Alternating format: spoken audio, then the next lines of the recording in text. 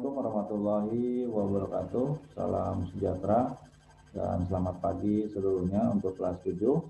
Mengawali perjumpaan kita kali ini dalam materi pelajaran IPS kelas 7 di awal semester genap. Kemarin kita sudah mempelajari aktivitas manusia memenuhi kebutuhannya, dan kita sudah pelajari berbagai macam kebutuhan, dan sekarang kita mempelajari kelangkaan. Untuk hari ini kita akan mempelajari kelangkaan. Ya, baik. Sebelum kita menginjak ke materi kelangkaan, kita singgung dulu mengenai kebutuhan ya. Ya, kebutuhan kemarin kita sudah pelajari. Nah, ini ya, kebutuhan adalah segala sesuatu yang diperlukan manusia untuk mencapai kemakmuran. Nah, ini kebutuhan. Nah, jenis-jenisnya ada kebutuhan primer, sekunder, dan tersier. Nah, kemudian ada kebutuhan bersifat jasmani dan rohani, dan berdasarkan waktu, sekarang dan akan datang. Kemudian berdasarkan subjek, individu, dan kelompok. Nah, ini untuk jenis-jenis kebutuhan. Nah, faktor-faktor yang mempengaruhi kebutuhan ya, peradaban yang pertama, kemudian kedua lingkungan, yang ketiga adat istiadat, yang keempat adalah agama. Nah, ini faktor-faktor yang mempengaruhi ya, kebutuhan. Oke, sekarang kita mempelajari kelangkaan. Penyebab kelangkaan yang pertama keterbatasan benda pemuas kebutuhan, kedua kerusakan sumber daya alam akibat ulah manusia, ketiga keterbatasan kemampuan manusia untuk mengolah sumber daya yang ada, kemudian yang keempat peningkatan kebutuhan manusia yang lebih cepat dibandingkan dengan kemampuan penyediaan sarana kebutuhan. Nah, ini penyebab kelangkaan. Ya.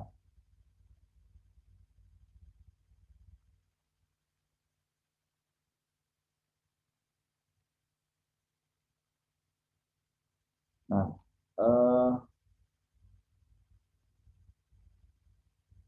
sekarang untuk kelangkaan ya, kita akan mempelajari.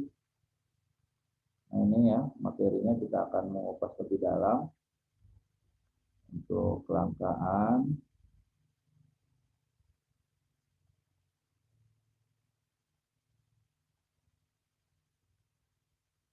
Nah, ini peta konsepnya yang kita pelajari untuk hari ini. Ya. Nah, ini. Kenapa bisa disebut dengan langka ya? Kelangkaan berasal dari kata langka. Adalah kondisi di mana kita tidak mempunyai cukup sumber daya untuk memuaskan semua kebutuhan kita. Kemudian faktor-faktor penyebabnya tadi saya sudah singgung ya. Ini untuk penjelasannya. Keterbatasan jumlah benda pemuas kebutuhan yang ada di alam. Di alam telah banyak tersedia banyak benda yang dapat digunakan untuk memenuhi kebutuhan manusia.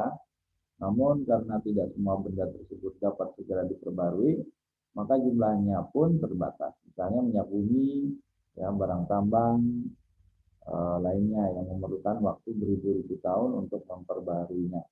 Sehingga kita harus memanfaatkan energi dari fosil ini seefisien mungkin, karena kalau kita boros dia sulit untuk diperbaruinya ya, agak lama. Nah, kemudian faktor yang lainnya, sumber daya alam, kerusakan sumber daya alam akibat ulah manusia. Ya. Nah, manusia harus berhati-hati menggunakan sumber daya alam yang tersedia, jangan karena kesalahan manusia sumber daya yang tersedia menjadi rusak, misalnya penebangan hutan, ya, kebakaran hutan, ya, yang tidak terencana mengakibatkan hutan menjadi gundul dan banjir. Nih, penyebab yang kedua. Kemudian yang berikutnya, yang ketiga, keterbatasan kemampuan manusia untuk mengolah sumber daya yang ada. Nah, keterbatasan kemampuan manusia untuk mengolah sumber daya terjadi karena kekurangan ilmu pengetahuan dan teknologi, modal, dan faktor-faktor yang lain. Nah, ini maksudnya sumber daya alamnya ada, tapi sumber daya manusianya kurang. Karena apa? Ya kurang kompeten, ya tidak bermutu, ya pendidikannya tidak cukup, skillnya tidak cukup. Nah, sehingga untuk memanfaatkan alam, kita ketergantungan dari orang lain atau bangsa yang lainnya. Kemudian peningkatan kebutuhan manusia yang lebih cepat dibanding dengan kemampuan penyediaan sarana kebutuhan. Ini faktor penyebab kelangkaan yang berikutnya ya. Nah, laju pertumbuhan penduduk setiap tahunnya mengakibatkan terjadinya peningkatan jumlah kebutuhan. Peningkatan tersebut tidak diikuti dengan kemampuan dalam penyediaan sarana kebutuhan. Contohnya ya, saat ini pemerintah dan pengusaha telah bekerja keras untuk apa nih? Untuk menyediakan rumah murah melalui fasilitas KPR ya. Apa itu KPR? Kredit perumahan. Rumah susun, namun demikian masih banyak orang yang tidak memiliki rumah. Mengapa demikian? Nah, kalian mungkin bisa menjawabnya kenapa seperti itu. Ya, kita mengetahui bahwa bumi itu tidak bertambah, ya. Bumi itu tidak bertambah, tetapi manusia dan tumbuhan maupun hewan yang lainnya terus bertambah, makhluk hidup terus bertambah. Tapi kalau bumi tidak bertambah, tanah tidak bertambah, sehingga kita harus efisien menggunakannya ya. Oke, kemudian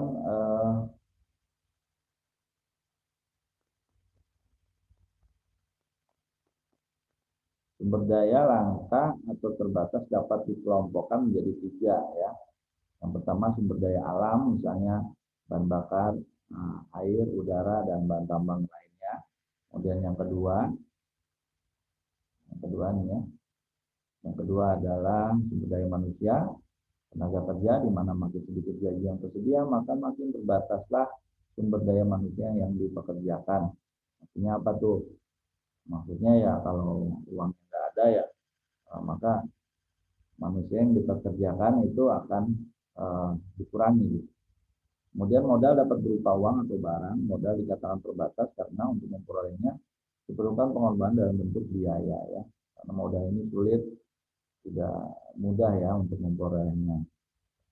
Nah, bagaimana usaha manusia untuk mengatasi kelangkaan sumber daya? Nah, usahanya yang pertama menyusun skala prioritas, yakni membuat daftar kebutuhan mana yang perlu didahulukan pengadaannya karena dirasa lebih mendesak. Ya, kemudian menggunakan alat pengganti pemenuhan kebutuhan, misalnya kelangkaan minyak tanah diganti dengan arang, kayu bakar atau gas. Ya. Kemudian ada yang ketiga melakukan penghematan dalam menggunakan sumber daya yang termasuk langka dan terbatas.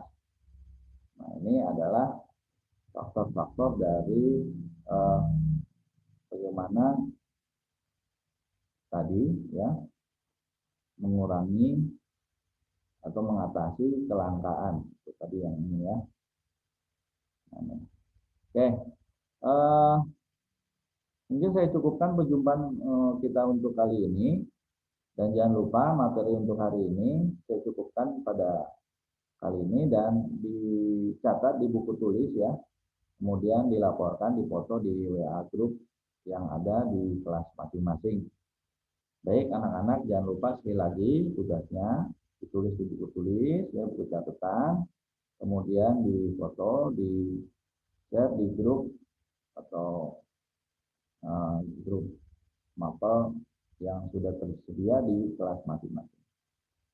Oke, saya cukupkan sampai perjumpaan kita kali ini. Jangan lupa selalu menjaga kesehatan. Terima kasih banyak. Kurang lebihnya mohon maaf. Assalamualaikum warahmatullahi wabarakatuh. Salam sejahtera dan selamat pagi.